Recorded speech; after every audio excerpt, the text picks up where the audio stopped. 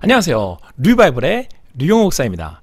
자, 오늘은 지난 시간에 말씀드렸던 것처럼 하나님이 모세를 통해서 주신 세 가지 법 있었죠. 첫 번째 도둑법인 십계명, 두 번째 시민법, 그리고 이제 제사법이 있는데, 오늘은 25장부터 30장까지 이 제사법에 대해서 살펴보려고 합니다.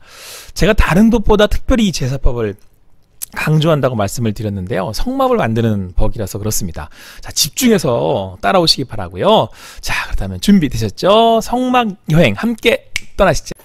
자, 이번 출애굽기 세 번째 컨셉은 신의 시장입니다. 하나님께서는 언약을 따라 먼저 이스라엘 백성들을 이루시고 그들을 약속의 땅 가나안으로 인도해 가십니다. 영토. 그리고 구원받은 백성들에게 법을 주셨어요. 그리고 하나님이 그들을 다스리시고 그들은 하나님의 말씀을 법을 지키고, 그래서 주권을 세우시죠. 이때 하나님이 거하시는 곳으로 이제 성막을 만들라고 하십니다. 그게 이제 25장부터 30장까지 나오는데요. 하나님이 만들라고 하신 성막은 바로 하나님이 법을 주시고 다스리기 위해서 임하시는 곳이 됩니다.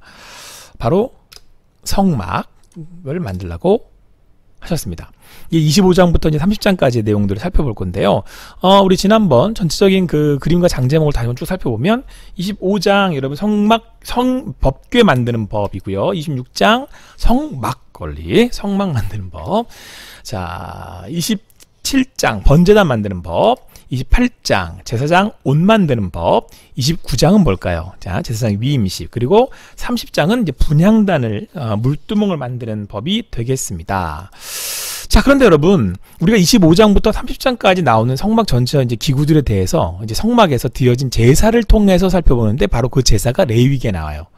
그래서 여러분, 이후에 이제 출애굽기가 끝나면 제가 레위기를 볼 때는 그때는 제사들의 종류를 통해서 살펴볼 거고요. 오늘은 바로 이 성막을 만드는 방법을 통해서 순서대로 드려지는 제사를 살펴보려고 합니다.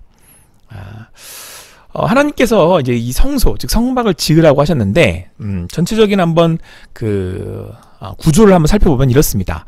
세마포장이 둘려 있고요. 이곳에 들어가는 곳을 회막문이라고 해요. 앞에 보시면 여기 회막문. 이리로 들어가면 크게 세 부분으로 나눠볼 수가 있습니다. 뜰, 성소, 지성소. 이 뜰에는 번제단 물두멍이 있고요. 성소와 지성소가 있고, 이 성소에는 등잔대, 떡상, 진설병, 그리고 분향단이 있고요. 이 지성소 안에는 언약궤가 있고, 이 성소와 지성소를 덮는 게 우떡궤예요. 자, 이렇게 이루어지는데, 말씀에 뭐라고 말씀하셨냐면 25장 8절 말씀에 내가 그들 중에 거할 성소를 그들이 나를 위하여 짓되, 누구를 위하여? 나를 위하여 짓되, 물은 내가 내게 보이는 모양대로 장막을 짓고 기구들도 그 모양을 따라 지을지니라 라고 하셨단 말이에요. 여러분, 이때 성소를 성막이라고 불러요. 거룩하신 하나님이 임하시는 곳이라고 해서 그 이름을 성막이라고 부른다는 거죠. 자, 그리고 또 하나의 이름이 있어요. 성막은 이스라엘이 이동하는 후에 자리를 잡고 치고 다시 걷어 이동하는 텐트로 만들어졌어요. 그래서 여러분, 이때 이동을 한다 그래서 또한 성막을 장막이라고 부릅니다. 그러니까 늘 하나님께서 그 이스라엘 사람들과 함께 하신다. 바로 하나님께서 우리가 어느 곳으로 가든지 함께 하신다 라고는 의미입니다. 그리고 한 가지 이름이 더 있었어요. 그건 바로 회막입니다. 회막은요, 만난다는 의미예요. 하나님께서 그들을 만나신다 라고 하는 의미죠. 그래서 여러분, 이 성막이 가지는 의미를 살펴보면 하나님이 우리 가운데 거하심으로 하나님이 우리를 만나시고 언제나 늘 함께 하신다 라고 하는 것입니다. 그렇게 하나님의 백성들을 이곳에서 다스려 가신다, 말씀으로 다스려 가신다 라고 하는 의미가 되는 것이죠. 근데 여러분, 이 장막, 회막, 이 모세의 성막이 가지는 특징을 제가 간단하게 살펴볼게요. 몇 가지 특징이 있는데, 첫 번째, 출입문이 동쪽으로 나요. 민수기의 말씀에 나오는데, 요건 어떤 특징을 갖냐면, 창세기에서 아담과 하와가 이제 죄를 짓고 쫓겨나잖아요. 하나님께 동쪽에 그룹 천사를 주셔서 막으셨어요. 그러니까 에덴의 문이 어느 쪽에 생겼다는 거예요. 동쪽. 두 번째, 나중에 이제 에스겔이 성소 청량 환상을 보게 되는데, 그때 이 성전에서 물이 흘러나와요. 그게 창세기 2장 10절에서 강이 에덴에서 흘러나와 라고 하는 말씀으로 이제 연결이 됩니다. 그리고 세 번째, 출애굽기 37장 말씀 보면 모든 성막에 있는 기구들이 다 금으로 제조가 되는데, 창세기 2장 11절 말씀에 보면 바로 에덴이 금으로 된 곳이 있어요. 그리고 마지막 네 번째, 휘장에 새겨진 이제 그룹인데요. 출애굽기 26장 31장에 휘장에 그룹이 새겨져 있는데요. 여러분, 아담과 하와가 죄로 쫓겨났죠. 그리고 하나님께 동쪽에 그룹들로 지키게 하셨죠. 바로 그 그룹을 상징하는 겁니다. 자, 네 가지를 제가 설명을 드렸어요. 뭘 얘기하려고 하는 걸까요? 모세의 성막의 특징이 에덴 동산이라는 거예요. 자, 그러면 여러분 여기서 우리가 생각해 볼 수 있죠. 그 바로 모세 장막은 에덴 동산의 회복을 원하시는 거구나. 그들이 섬기는 것은 하늘에 있는 것의 모형과 그림자라. 모세가 장막을 지으려 할 때에 지으심을 어둠과 같으니 이르시되 삼가 모든 것을 산에서 내게 보이던 본을 따라 지으라 하셨느니라. 장막은 하늘에 있는 것의 모형과 그림자래요. 그러니까 모세의 장막은 하늘에 있는 것의 모형과 그림자라는 거죠. 그러니까 원형은 따로 있어요. 하늘에 있는 거죠. 모세는 그 원형에 대한 그림자, 장막에 대한 얘기를 듣고 만든 거예요. 그런데 여기에 무슨 특징을 갖고 있냐면 에덴의 모습을 갖고 있다는 거죠. 자, 여러분 우리는 출애굽기 25장 22절 말씀을 통해서 하나님께서 어떤 의도로 성막을 주셨는지를, 그리고 에덴의 모습을 하고 있는지를 알게 돼요.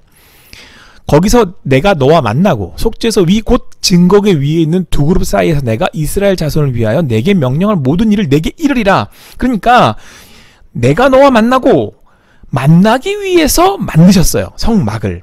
여러분, 하나님은 에덴에서 하와와 아담을 만나셨죠. 그런데 그만 인간이 죄를 짓고 에덴에서 쫓겨나요. 하나님은 모세의 이 장막, 이 성막을 통해서 하나님의 형상으로 지은 바 우리 이 사람들을 다시 만나기를 원하시는 거예요. 그래서 여러분, 제가 이 성소의 이름을 뭐라고 했다 그랬죠? 이 성소의 이름을 회막이라고 한다 그랬잖아요.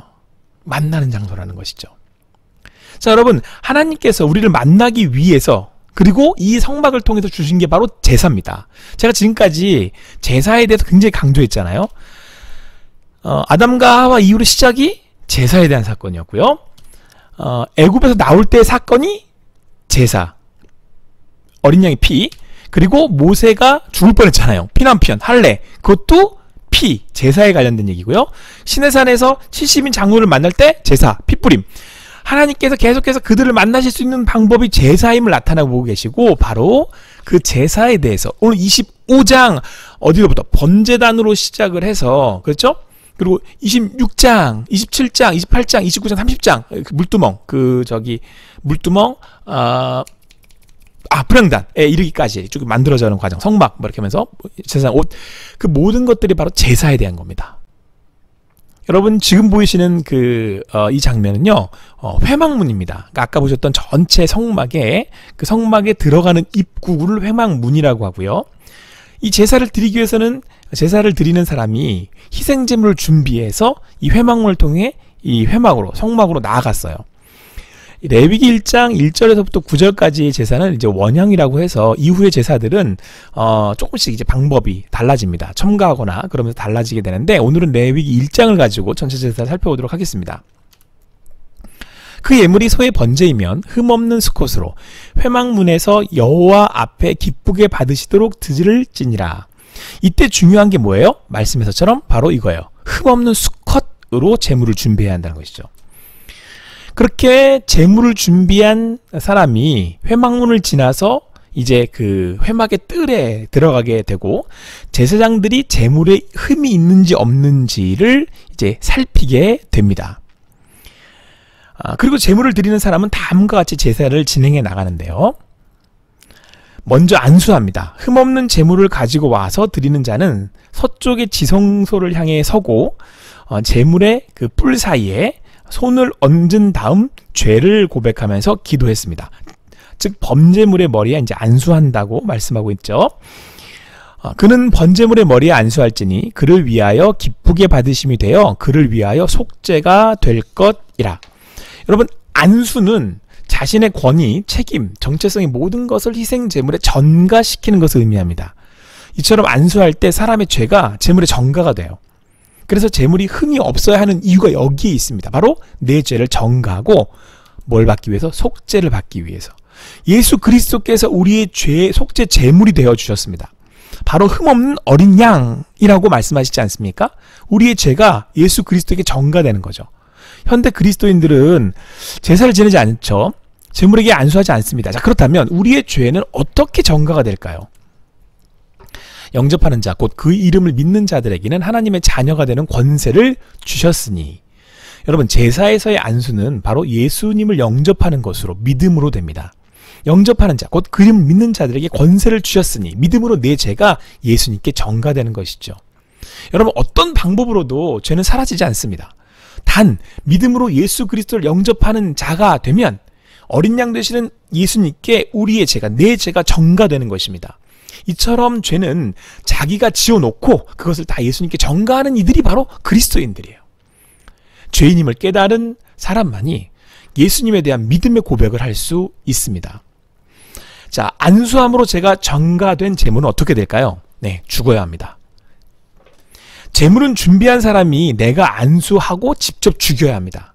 전에 제가 이제 몽골에 갔을 때의 사진입니다. 이거는 제가 그 몽골 전통 가옥인 게으르를 치는 장면이고요.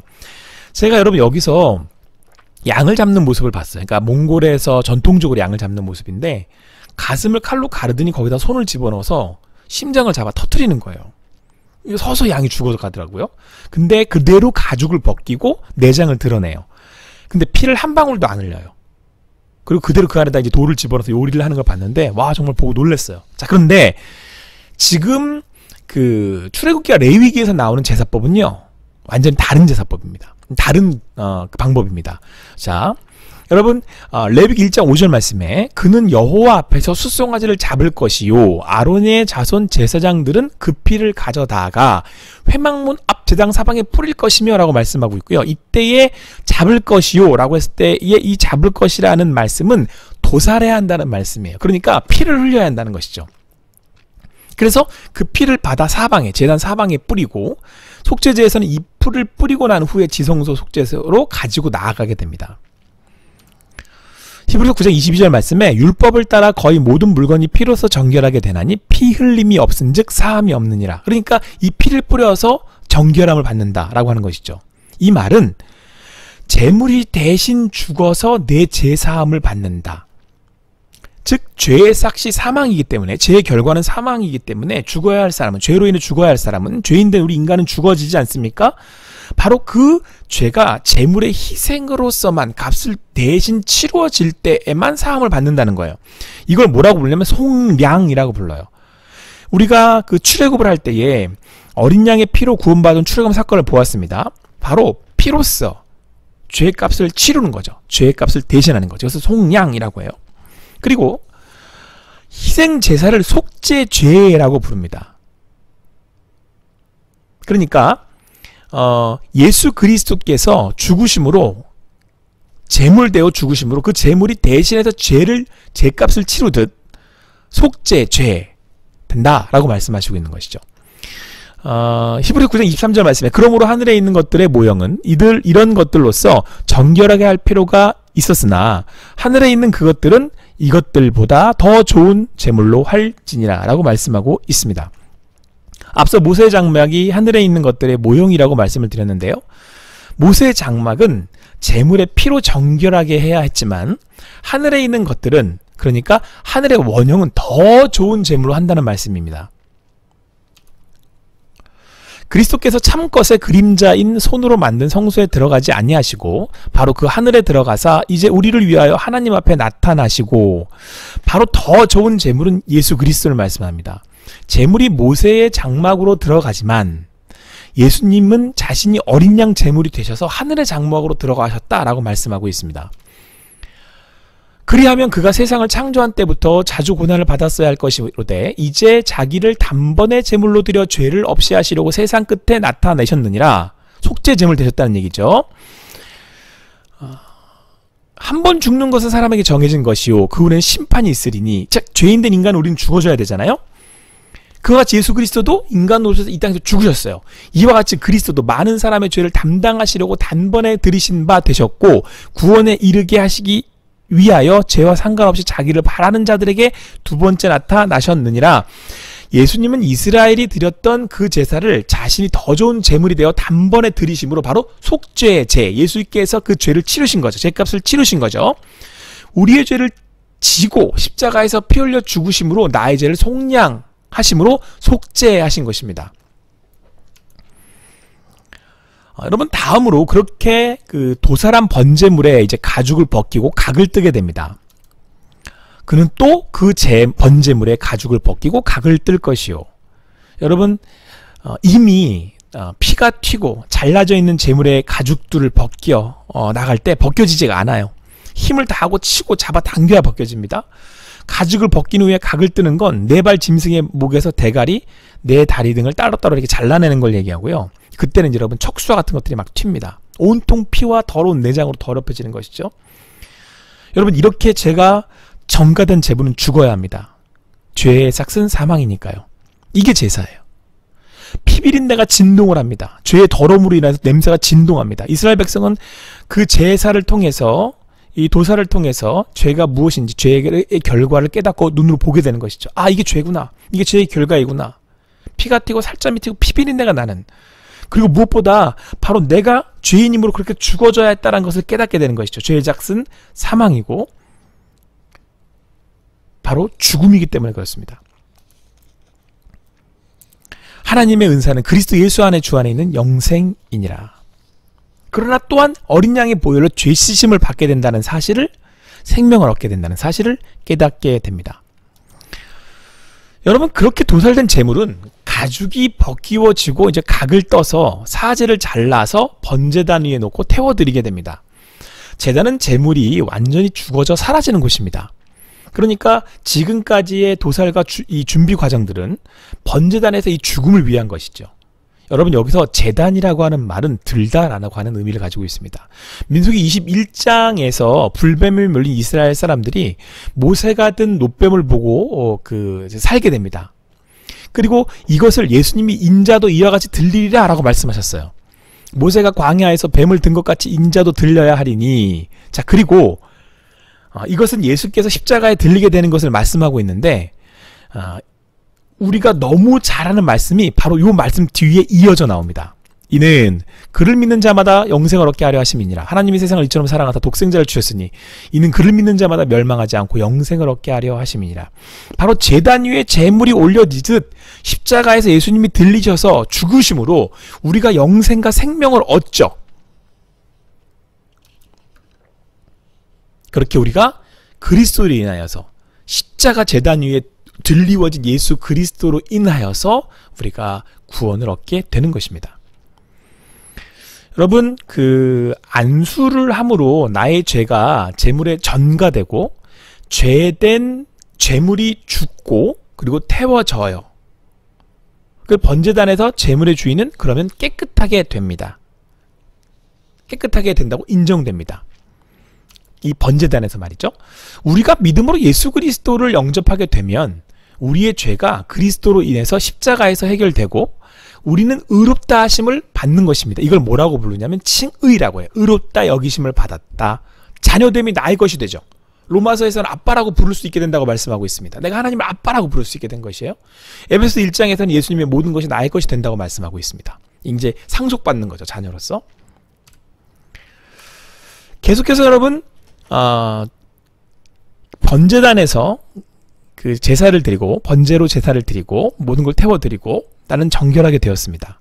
자, 그리고 여러분, 제사장이요, 그 제사를 드리면서 더러워진 것들을 씻기 위해서 이 물두멍으로 나가서 씻어요. 자, 그런데 이 제사장 나아가는 이 물두멍이 이제 30장에 나오는데요. 이 물두멍의 의미는 세상의 더러운 것과 부정한 것을 날마다 시간마다 반복해서 깨끗하게 씻어야 한다는 것을 의미합니다. 번제단은 신자들의 칭의를 의미했어요. 내가 의롭게 하심 입었어요. 그렇다면 물두멍은 하나님의 말씀으로, 하나님의 백성된 내가, 자녀된 내가 하나님의 말씀으로 언제나 성결하게 되어야 함을 말씀하고 있습니다. 자, 그리고 번제단 물두멍을 지나 이제 제사장은 어디로 나아가냐면요, 여기 보시는 제사장이 어디에 위치하고 있습니까? 여기 어디예요? 성소예요. 그러니까 성소로 나아가게 됩니다. 자, 성소, 이제 그리고 이후에 지성소로 나가게 되는데요. 성소에는 보시는 것처럼 분향단, 진설병, 떡상, 등장대기 3개가 존재합니다. 먼저 진설병은요, 즉 떡상은 신자들이 그리스도 예수의 생명의 떡을 땜으로 교제하는 것을 의미합니다.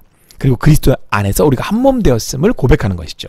그리고 계속해서 등잔대가 나오는데, 등잔대는 기름으로 태워 빛을 내는 것으로 물두멍에서 말씀으로 우리가 정결하게 되고, 진설병 즉 떡을 땜으로 서로 교제하는 가운데, 등잔대는 우리가 어둠 가운데 빛을 내어 이 세상을 밝힌다라고 하는 의미를 가지고 있습니다. 이때 성도는 성령의 기름으로 공급함을 받아 늘 꺼지지 않게 되는 것입니다. 그리고 이제 여러분, 분향단이 보입니다. 여러분, 이 분향단은 기도와 중보의 상징입니다. 이제 성도가 되어서 이제 어느 자리로 나아가는 거냐면 바로 기도와 중보의 자리로 나아가야 한다는 것을 말씀하고 있습니다. 자, 이제 여러분, 성소를 지나서 어디로 나아가게 되냐면 지성소로 나아갈 차례입니다. 자, 그런데 문제가 있어요. 문제는 성소와 지성소 사이에 이 무거운 휘장이 가로막혀 있다는 겁니다. 휘장이. 여러분, 제가 말씀드렸잖아요. 실제로요, 이 휘장이 여러 이제 만들 때 어떻게 만들면 너무 단단해서 소가 양쪽에서 끌어도 이제 찢어지지 않는다고 할 정도로. 왜 그렇게 만들었느냐? 여러분, 성소에서 지성소로 나아가는 것은요, 1년에 한 번 대제사장만 나아갔어요. 속죄일에 한해서 번제단의 제물에 흘린 피를 가지고 나아가야 했습니다. 자, 그렇다면 이제 과연 이 성소와 지성소 사이에 이 휘장 뒤에는 도대체 무엇이 있기에 이 휘장이 두르고 있는 것일까요? 바로 그 지성소 뒤에 있는 그것으로 인하여서 지성소가 되고 성소가 되고 성막이 됩니다. 요걸 이제 우리가 다음 주에부터 함께 이제 살펴보도록 할 건데요. 자, 오늘 전체 성막을 통해서 제사에 대한 의미들을 25장에서부터 30장의 말씀의 내용들을 살펴보았습니다. 여러분, 흠없는 제물 대신 예수님께서 십자가 제단에서 찢기시고 마지막 피 한 방울까지 흘리셔서 자신을 주셨습니다. 우리는 그 피로 죄 씻음을 받아 정결하게 되어 하나님의 자녀가 되었습니다. 그렇게 이제는 매일의 삶에서 말씀의 물두멍에서 나를 씻으며 하나님의 사람으로 살아가는 것입니다. 그리스도의 생명의 떡을 땜으로 몸된 교회를 이루고 서로 섬기며 성령의 인도하심을 따라 그 성령의 인도하심으로 기도하며 이 땅에 있는 이 사람들을 위해, 내 이웃들을 위해 중보자로서, 하나님과 사이에서의 중보자로서 살아가는 것이죠. 여러분, 세상이 어둡다고 합니다. 어두운 세상, 하나님은 우리에게 그 가운데 빛이 되라고 말씀하십니다. 성령의 기름으로 우리를 태워나가라고 말씀하십니다. 왜요? 성령의 기름은 영원히 떨어지지 않기 때문이죠. 오늘도 그 성령의 기름으로 빛을 발하실 수 있는 성막의 삶을 사는 여러분과 제가 되기를 간절히 소망합니다. 자, 오늘은 여기까지입니다. 우리는 그리스도 예수의 십자가를 통해서 속죄함, 속량을 받아 하나님의 백성, 자녀 되었습니다. 하나님은 죄인 되었던 나를 만나시기 위해서 자신인 아들 예수 그리스도를 십자가의 제단 위에서 불살라 주셨습니다. 그래서 이제는 하나님과 우리는 어디서나 동행할 수 있게 되었고요. 그리고 하나님의 음성을 어디서나 듣게 되었습니다. 여러분, 힘든 시간들을 보내고 있습니다. 그 주님의 말씀으로 위로와 평안을 얻을 수 있게 되길 바라고요. 성령의 기름 부으심으로 빛을 발하실 수 있는 여러분과 제가 되기를 간절히 소망합니다. 자, 그럼 한 주간도 말씀을 가까이 주여로 묵상하시는 여러분과 제가 되기를 바라고, 다음 주는 어디서? 지성소 안 언약궤 위 속죄소에서 다시 만나요.